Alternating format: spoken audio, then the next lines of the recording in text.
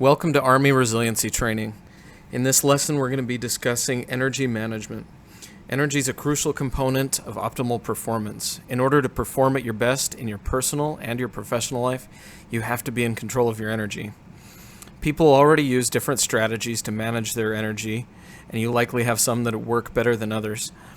But in this lesson, we're going to learn a particular technique that's very effective and can add to what you're already doing. Make sure that you've got a pen and paper handy because you'll be taking notes and doing some brainstorming.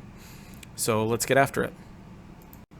Energy management is just one of the skills that we apply in resilience training. Energy management is defined as regulating your energy levels deliberately in order to perform more optimally by synchronizing your mind and your body. Note that it's a deliberate process. It's a skill that you apply in your life to intentionally manage how high and low your energy levels are depending on what you're doing.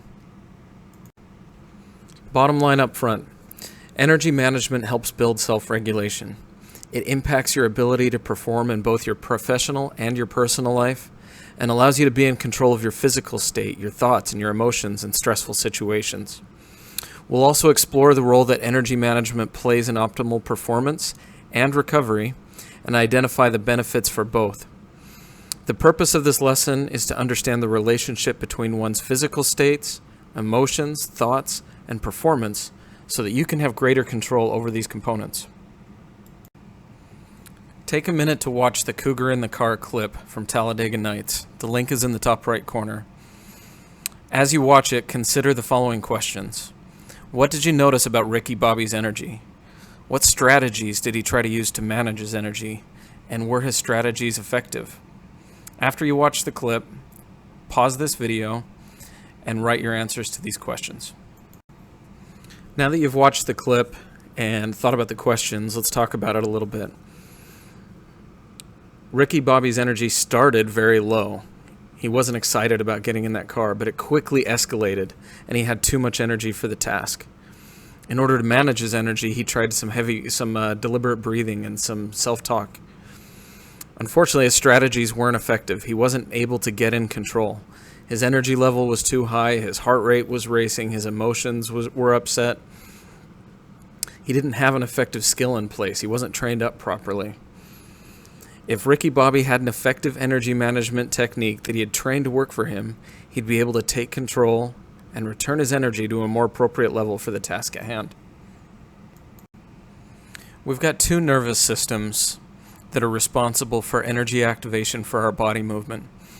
The first is fight or flight, or the sympathetic nervous system. This is a state in which our bodies give us a boost of energy to deal with something that's stressful. This response varies in intensity. There can be a small fight or flight response, for example, if you forget to pay a bill, or you can get a large amount of fight or flight response if you think your life is in imminent danger. This state results in decreased digestion, faster breathing and circulation, increased energy activation, increased perspiration, and faster communication between the brain and the body. This is the state that we saw Ricky Bobby in for most of the clip in the Cougar in the Car video. We also have the rest and digest, or the parasympathetic nervous system. This is responsible for energy activation toward recovery and regeneration. When this system kicks into place, we're able to digest more effectively. We can slow our breathing, slow down our blood circulation, and conserve energy. It's a complementary response that's designed to redirect our energy levels toward recovery. The rest and digest system is operating at full intensity in the absence of the fight or flight system, such as when we're deeply relaxed or when we're asleep. The fight or flight or rest or digest nervous responses can give us the level of energy that we need depending on the type of task that we have to accomplish. It helps us to perform at our best depending on what we're trying to do. Performance is defined as a time when you feel like you have to have your head in the game, or you feel some pressure to perform well when you're being evaluated or measured or doing something that carries some real consequences. Soldiers perform high energy level tasks often, such as taking an APFT or qualifying on the range, when you're giving a briefing or doing combatives. But we also need energy to perform in our personal lives, like playing a musical instrument, public speaking, or performing on the golf course. Take a minute now to pause the video and brainstorm some times that you need to perform in your personal or your professional life. Try and get 3 or 4 of each. In order to perform at our best, some tasks are going to require lower levels of energy, such as helping your child with their homework or shooting at a fixed target range. Other tasks require higher levels of energy, such as running a marathon or performing combat drills or taking an APFT. Pause the video, take a minute and look at the performance tasks that you wrote down from before, and put an arrow next to each one of them. An up arrow for those that require a high level of energy, or a down arrow for those that require a lower level of energy. Note that having too high of a level energy might make some of those lower level tasks more difficult, or the other way around. In this chart, the horizontal axis is energy activation. It refers to levels of energy for the body systems involved in perception, attention, and movement. It's a combination of the fight or flight and rest and digest systems. This axis is how we feel, our emotions, and our physical reactions. At the left end, there's too little to no energy activation for these body systems. However, at the right end, there's a high level of energy activation of the body systems. The vertical axis is performance, ranging from low performance at the bottom to high performance at the top. The inverted U model shows us the relationship between the amount of energy activation for our systems and our performance. When it's too low, we have low performance. When it's just right, we can perform at our best. When we have too much energy for the task or too much activation, we actually get diminished performance despite the high energy. At the low end of the energy activation continuum, we can expect for performance to be less than optimal because our bodies aren't ready.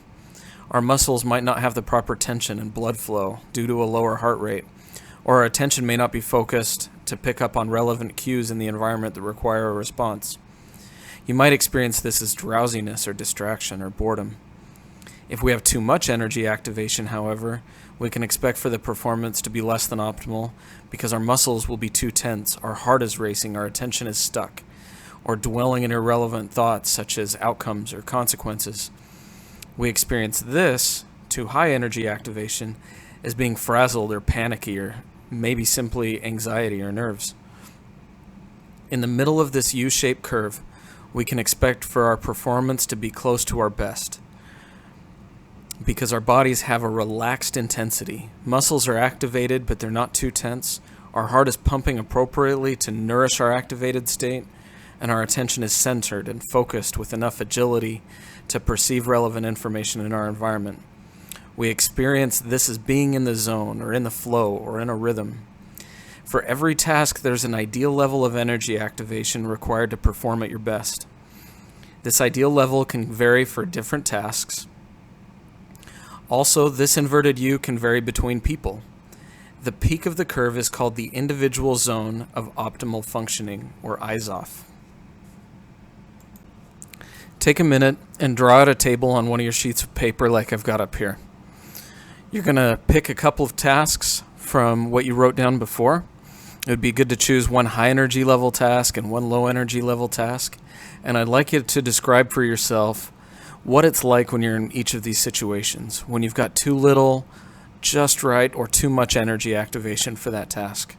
Describe what your physical reactions are like, how you're feeling in your emotional state, and what your attention's like. For example, in taking an APFT, if I've got too little energy activation, I might feel sluggish or bummed out or discouraged. I might feel physically not ready for the task, even if I'm fit enough for it. When I'm too hyped up for a PT test, if I might be feeling nervous or anxious or preoccupied with how well I'm going to do on it. But when I'm feeling just right for an APFT, I'm confident. I know I'm going to do well. I'm focused on the task at hand. My muscles are warmed up, and I'm ready to go. So pause the video here, take a couple minutes, and do this exercise. There's a relationship between your emotions and your energy activation, and you've got the ability to change your energy by controlling your emotions and your feelings. Extensive research with elite athletes suggests that those athletes who used their emotions to get in their optimal zone of energy prior to performance tended to perform significantly better than those who are outside of this zone of energy. So how much performance improvement can we expect by putting yourself in this eyes off before performing? Let's take a look at some hypothetical examples of what this might mean for a couple specific performances. In 2007, there was a study of soldiers' performance on the APFT. Their group of soldiers, Army mechanics in fact, averaged 61 push-ups when they weren't in their individual zone of optimal functioning. When they performed some skills that we're going to talk about later in order to get into this state and build the energy activation that would help them get there, they averaged 68 push-ups.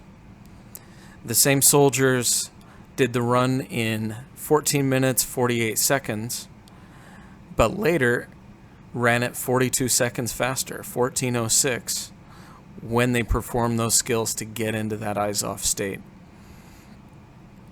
A similar study was conducted a few years later at Fort Hood with infantry soldiers who averaged 255 points on the APFT.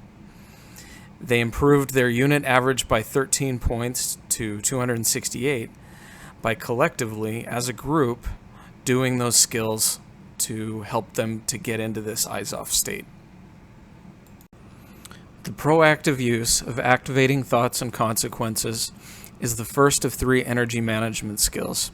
So to review the ATC model that we've talked about in resilience classes before, an event happens, or we anticipate something.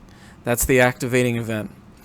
After that activating event, we have some sort of a thought, either a heat-of-the-moment thought or one intentionally, but whatever we think produces emotions and reactions as consequences. If we're proactive with our thoughts following activating events, we can produce the emotions and reactions that we want. And so therefore, we can use this ATC model to produce the emotions and reactions that let us be in that eyes-off state that we're seeking. Sometimes we don't proactively engage ATC in fight or flight. It's often a result of our heat-of-the-moment thoughts, or those thoughts that come automatically when something happens. In this example, I'm about to go in front of a promotion board, and I think to myself, my career depends on this. I'm either going to succeed or fail depending on what happens in this board. So the emotion that results from that heat-of-the-moment thought, again, a thought I didn't choose, it just popped into my head, is that I start to get worried. And one of the physical reactions could be that my heart is pounding and I feel sick. Think about it. At this point, just going off the heat-of-the-moment thought that happened, I'm not going to be in my optimal zone in order to perform at that promotion board. An individual can perform optimally or suboptimally depending on how they think about their physical reactions. Here, the physical reactions from the previous slide have become the new activating event.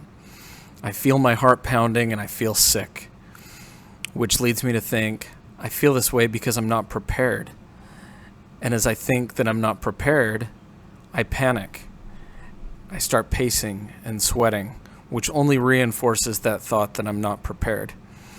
If we find ourselves about to perform and our physical state isn't where it needs to be, we need to change our thoughts in order to influence our physical state and increase the likelihood of performing well. But what if, instead of giving into that heat-of-the-moment thought, I consciously observe that, yeah, my heart is pounding and I feel sick, and I have the very intentional, deliberate thought that, you know what, I'm feeling this way because it's important. It means something to me. And because it's important and because it means something to me, I did my homework. I prepared. I got my uniform ready. I'm ready for this board.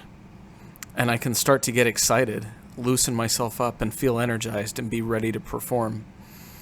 But that only happens when we interpret our physical reactions correctly and deliberately have the kind of thoughts that produce the emotions and reactions that we need. Take a moment to draw out on one of your sheets of paper something similar to what I've got on the screen here. Select one of the tasks that you wrote down before, either a high energy or a low energy task, and brainstorm what types of thoughts would lead to the reactions or emotions that would lead to too little, just right, or too much energy. We've discussed a couple of energy management skills that help us build the appropriate level of energy for the performance that we're trying to develop. But what about those times when we want to bring our energy level down or recover from something stressful? The third skill, deliberate breathing, is a self-regulation technique that includes physical, mental, and emotional components, which together produce an immediate change in our physical state that's the opposite of fight or flight. We breathe most efficiently, that is, we get the most oxygen into our blood, when we breathe all the way into the bottom of our lungs. This is caused by moving the abdomen in and out as we breathe, rather than allowing the chest or shoulders to move up or down. To breathe most efficiently, sit up straight in your chair and uncross your legs and arms. This facilitates circulation. Deliberate breathing requires us to control our emotions and our physical reactions by controlling our thoughts. While all positive emotions have an undoing effect, research shows that the emotions of appreciation and gratitude have the greatest benefit in deliberate breathing. We will have you practice using ATC with a focus on gratitude, but you can use any thought that you'd like to generate desirable emotions and reactions. Part of this skill is understanding that you might get distracted, but rather than getting frustrated, let those distractions go and return your focus to that initial thought of appreciation or gratitude. Deliberate breathing isn't just used for bringing your energy level down or inducing recovery, but it can also be used to prepare for high energy performance moments. You do this by pairing a positive or confident thought with 2 to 3 deep, calm, deliberate breaths. This causes your mind to have fewer thoughts, brings your attention to the present moment, and allows you to get the following benefits: increased precision, accuracy, and motor control, better memory and recall, composure, poise, and self-control, concentration and mental energy, increased reaction time. Put yourself in the scenario of the soldiers in this picture about to engage in urban combat. Wouldn't those benefits that are listed here be nice in that situation? Again, all that it takes is pairing 2 to 3 deep, deliberate breaths with a confident, positive thought or two, and you can have these benefits for yourself. Deliberate breathing also works as a rejuvenation strategy. It induces the rest and digest response, which reins in the effects of fight or flight. It helps the body to slow down and restore energy more efficiently so that you've got more energy in the long run. Deliberate breathing also allows your immune system to function optimally and your body to heal faster. Because pain is experienced in the brain, managing your physical and mental state can reduce experience of pain. Engaging in deliberate breathing can also help you to fall asleep more easily.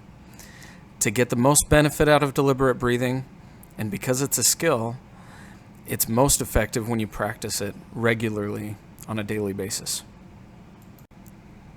So to review, there are 4 key principles to energy management. The first is that you can regulate your physical state, your thinking, and your emotions to perform more optimally. Deliberate breathing causes your body to use energy more efficiently, giving you more energy when you need it, and also coming down and recovering from stressful events. But getting the full benefits from deliberate breathing and energy management in general takes practice. Self-regulation is a primary target of energy management. I'd like you to take a minute, pause the video, And using your pen and paper, answer the following questions.